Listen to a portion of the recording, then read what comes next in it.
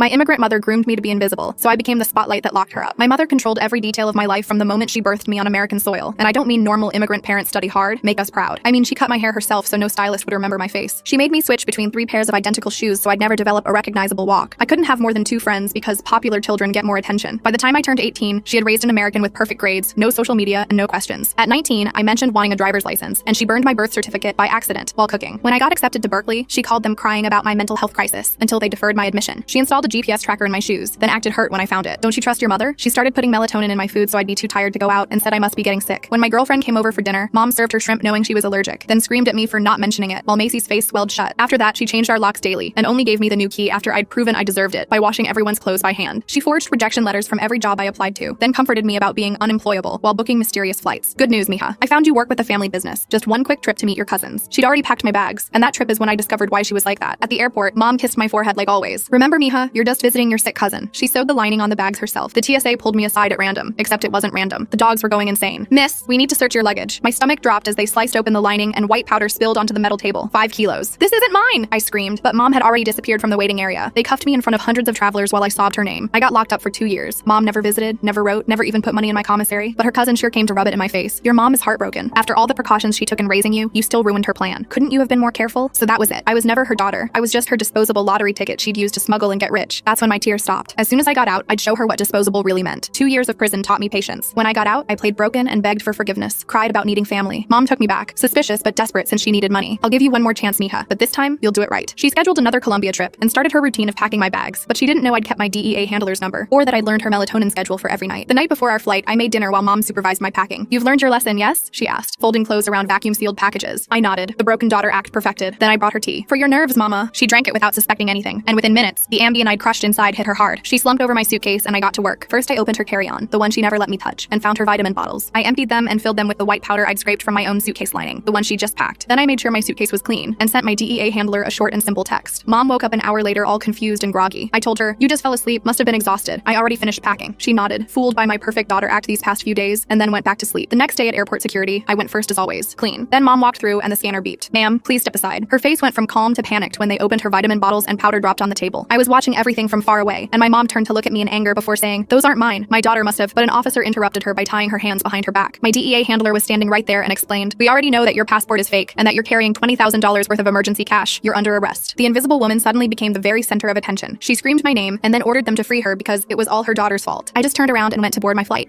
since my bags were already packed. My mother was deported and locked up for 20 years for grooming a minor into helping her illegal business and trying to smuggle items over the border. But me, I was an American citizen and slowly rebuilt my life in the land of the free.